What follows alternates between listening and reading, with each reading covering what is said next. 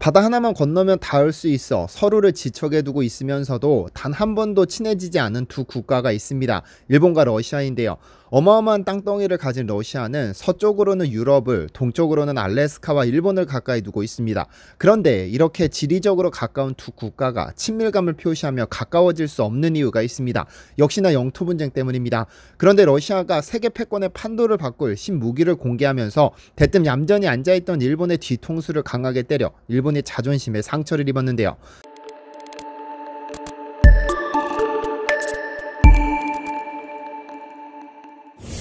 안녕하세요, 디스멘터리입니다. 전세계 지도자 중 강한 인상을 가진 지도자 한 명을 꼽으라면 너도 나도 러시아의 푸틴을 꼽습니다. 날렵한 눈매와 러시아인 특유의 높은 콧대, 그리고 러시아라는 세계에서 가장 큰 영토를 가진 나라를 독재에 가깝게 장기 집권 중인 푸틴은 그 어떤 국가의 대통령이나 총리에게도 굽히지 않습니다. 정상회담이라는 중요한 만남에 지각한다는 것은 외교상 결례가 될 수 있으나 푸틴은 이런 것 따위는 신경 쓰지 않습니다. 역대 미국 대통령 중 가장 상대하기 어려웠다고 평가받는 트럼프를 30분 기다리게 한 것은 가벼운 일이고, 문재인 대통령은 34분, 박근혜 전 대통령은 1시간 45분이나 기다려야 했고, 일본의 아베 신조 전 일본 총리는 2시간 30분 후에야 푸틴을 만날 수 있었죠. 그중 가장 대표적인 지각 사태는 독일 메르켈 총리와의 만남에서 터졌습니다. 무려 4시간 15분이나 기다린 후에야 가까스로 푸틴이 등장했죠. 정상 간의 만남은 항상 초긴장 상태가 유지되어야 하지만 푸틴의 안중에 이런 것은 없습니다. 세계에서 가장 큰 영토를 보유했다는 자신감, 세계에서 첫 손가락이 꼽힐 만큼 많은 천연가스를 보유했다는 자만감, 그리고 세계에서 가장 강력한 무기를 보유했다는 자부심은 그의 콧대를 더 높게 만들었는지도 모릅니다. 여기에 전세계 최고의 특수부대로 꼽혔던 소련의 KGB 출신이라는 그의 배경은 푸틴을 더 강한 남자로 보이게 했는데요. 그런 푸틴은 그의 이미지를 상쇄시키려는 것인지 동물과 찍힌 사진이 유독 많습니다. 동물과 친밀감을 과시해 친근하다는 이미지를 보여주려는 것이겠지만 오히려 더 무서운 사진으로 보이기도 합니다. 돌고래, 염소, 강아지, 문어 등 순한 동물과 찍힌 사진에서 푸틴은 여지없이 동물 애호가의 모습으로 보여지며 노루에게 우유를 먹인다든지 말과 뽀뽀를 한다든지 작은 새 한 마리를 손바닥 위에 올려놓고 바라보는 모습은 이 사람이 푸틴이 맞나 싶을 정도로 순박한 중년 아저씨의 모습입니다. 그렇지만 그는 표범 새끼를 안고 그를 제압하는가 하면 합성이기는 하지만 불검 위에 올라타 그를 조련하기도 하고, 호랑이 머리를 누르며 사진을 찍는가 하면 새끼 호랑이를 애완용으로 기르기도 합니다. 강인한 그의 인상과 맹수가 만나 오히려 더 강인한 모습으로 보여지죠. 그런 푸틴이 지난 2018년 3월 놀라운 사실을 하나 공개합니다. 그해 3월에 열린 국정연설에서 그는 차세대 최첨단 전략무기 하나를 공개했는데요. 9M730 브레베스트닉이라 명명된 핵추진 장거리 순항 미사일입니다.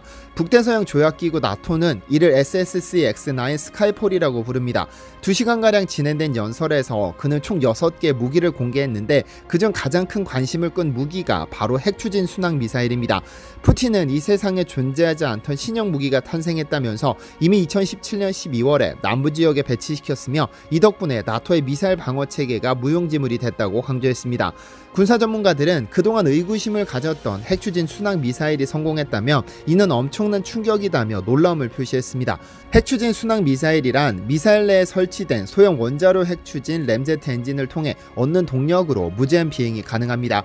즉 지구 대기권으로 쏘아 올린 후 365일 내내 인공위성처럼 비행하다 공격 목표가 정해지면 갑자기 하강에 타격합니다. 보통의 미사일은 발사 지점이 정해져 있기 때문에 미사일 방어 체계로 방어할 수 있으나 365일 내내 1000km 공중에서 떠다니다 갑자기 떨어지는 이 미사일을 요격할 수 있는 방어 체계는 없습니다. 원래 1960년대 미국이 이를 시도했었으나 방사능 유출의 위험과 이에 따른 제약이 따를 것을 우려해 개발 작업을 중단시켰었죠. 그러나 러시아는 꾸준히 연구 개발에 매달렸고 결국 2018년 이 순항 미사일을 성공했다고 공개하기에 이른 것입니다. 이 공개 연설 직후 전 세계 모든 언론은 현실 가능성이 제로에 가까웠으나 러시아가 꿈의 무기를 성공해냈다며 빠르게 소식을 전했고, 개발 사실을 인정하고 싶지 않았던 미국, 영국 등이 가입한 영어권 5개국 정보 공동체인 파이브 아이스도 1년 후에 성공 사실을 인정할 수밖에 없었습니다. 사실이니까요. 365일 내내 공중에 떠다니는 인공위성이 갑자기 미사일로 변신해버린다면 공격 목표로 설정된 국가는 어떤 방법으로도 피할 수 없는 무시무시한 미사일이 러시아의 손에서 태어난 겁니다. 그런데 1년 5개월 뒤 당시 미국 대통령이던 트럼프는 트위터에 의미심장한 글을 남깁니다. 미국은 러시아에서 발생한 미사일 폭발 사고에 대해 많은 것을 알고 있다며 러시아의 스카이폴 폭발로 해당 시설과 주변 지역의 대기오염 우려가 높아지고 있다고 썼죠. 사건은 이렇게 시작됐습니다. 2019년 8월 8일 러시아 북부의 한 장소에서 미사일 엔진 실험을 진행했으나 폭발이 발생해 5명이 사망하고 3명이 부상하는 사고가 터졌습니다. 러시아 국방부는 액체연료 추진 엔진 실험 중 사고가 발생했다며 대기 중으로 유출된 유해 화학물질은 없으며 방사능도 정상 수준이라고 발표했습니다. 그런데 사망한 5명이 전부 러시아 원자력공사 로스아톰 소속이라고 밝혀지면서 브레베스트닉을 실험했다는 사실이 알려졌습니다. 브레베스트닉은 핵추진 순항 미사일인 관계로 잘못 폭발하면 반드시 방사능 노출이 따르게 되는데 사고 직후 이 지역의 방사능 수치가 무려 200배 이상 증가했다는 사실이 알려지면서 러시아의 발표가 거짓이었다는 사실이 알려졌습니다. 또한 사고 당일 위성사진을 분석한 결과 폭발 현장 인근에서 핵연료 선박이 발견됐다는 사실이 추가로 공개되기도 했는데요. 여러 사실을 종합적으로 판단해 볼 때 브레베스트닉은 아직까지 완전히 성공적인 시험 발사는 없었기 때문에 지속적으로 이를 실험해 오고 있었고 이날도 미사일 시험 발사를 수행하다 사고가 터진 것으로 보입니다. 그런데 푸틴이 이 실패 오명을 벗어나고자 일본의 뒤통수를 강하게 때립니다. 드미트리 페스코프 푸틴 대변인은 CNN과의 인터뷰에서 당시 현장에서 실험을 진행하던 과학자 중 일부가 방사능에 노출된 것으로 확인되는데 왜 그런 것입니까? 라는 질문에 그들이 방사능에 노출된 건 후쿠시마산 대게를 먹어서 그런 것이라고 답한 겁니다. 여기에 현지 매체인 메두자는 사고로 과학자들이 노출된 세슘 137은 핵폭발이 아닌 음식을 통해 노출되는 물질이라며 핵폭발 의혹을 전면 부인하면서 일본산 식자재의 방사능 오염을 주장해 힘을 실었습니다. 이러한 러시아의 주장은 지방정부 홈페이지에까지 포함된 공식 의견으로 푸틴의 승인이 없이 함부로 이런 말을 내놓을 수는 없는 일입니다. 심각한 외교 문제로 비화될 수 있으니까요. 그런데 어쨌든 러시아 정부 이런 공식 입장 때문에 갑자기 뒤통수를 맞은 일본은 당시 어안이 벙벙했었습니다. 왜냐하면 일본 정부는 곧 있을 도쿄올림픽에서 깨끗한 후쿠시마산 수산물을 식재료로 공급하겠다고 밝히면서 2011년 후쿠시마 원자력 발전소 폭발 사고 이후 추락한 일본의 이미지를 회복하겠다고 벼르고 있었으니까요. 방사능이란 장기간에 걸쳐 몸에 축적되는데 이는 방사능에 노출된 수산물을 섭취하는 것으로도 피폭과 동일한 효과를 낸다고 알려져 있습니다.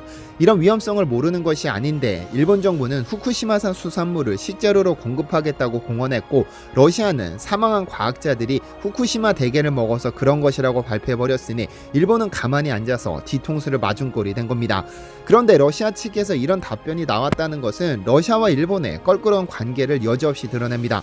보통 사실이 그렇다고 하더라도 외교 문제로 번질 수 있다면 함부로 다른 나라 이름을 거론하지 않습니다만 일본과 러시아는 다릅니다. 두 국가는 오랜 갈등의 골이 여전히 풀리지 않고 있으니까요. 바로 쿠릴열도 영토 분쟁입니다. 러시아와 일본의 오랜 갈등의 골을 보여주는 곳입니다. 제2차 세계대전에서 일본이 패배한 후 전 세계 수많은 국가들은 평화를 이끌어내고 빠른 발전을 추구하고자 수많은 국가가 국가 간 평화조약을 체결했습니다. 그러나 지척거리의 일본과 러시아는 예외였죠. 단 한 번도 평화조약을 체결한 적도 없고 현재까지도 그렇습니다. 가장 가까운 두 국가가 평화조약을 체결하지 않았다는 것은 참 아이러니한 일이지만 여기에는 쿠릴열도가 자리하고 있습니다.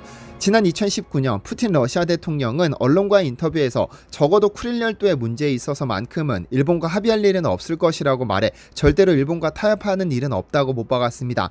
이렇게 일본과 러시아의 평화조약을 막아서는 쿠릴열도는 일본 홋카이도 서북 쪽에 자리한 4개의 섬을 말합니다. 현재 이 섬을 시료 지배하는 나라는 러시아인데요. 이 섬들은 왜 분쟁의 씨앗이 되었을까요? 20세기로 접어들 준비를 하던 1855년 일본과 러시아 제국은 시모다 조약이라는 화친 조약을 체결했습니다. 이 시모다 조약은 러시아와 일본의 경계 지점을 설정하는 역할을 했는데 특이한 점이 하나 있었습니다. 바로 사할린 섬을 일본 사람이든 러시아 사람이든 공동으로 거주할 수 있도록 한 것이죠. 그러나 일본은 강력한 군사력을 가진 러시아 제국이 일본을 침략할 수도 있다는 불안감이 고조되자 결국 20년 후 양국 간에는 상트페테르부르크 조약이 체결됩니다. 이 조약에 따라 일본은 사할린에서 손을 떼고 러시아는 쿠릴열도를 일본에게 넘겨주게 됩니다. 현재 일본이 이 조약을 근거로 쿠릴열도는 일본 영토라고 주장하고 있으나 그러나 러시아는 다르게 주장합니다. 제2차 세계대전에서 일본이 패배한 후 일본은 연합국과 샌프란시스코 조약을 체결하는데 이 조약 제2장 영토편에서는 일본은 쿠릴 열도와 사할린에 대한 일체의 권리를 포기한다고 규정하고 있습니다. 그래서 러시아는 이미 샌프란시스코 조약을 통해 쿠릴 열도에 대한 권리를 포기했기 때문에 그에 대한 소유권을 주장할 수 없다고 맞서는 것이죠.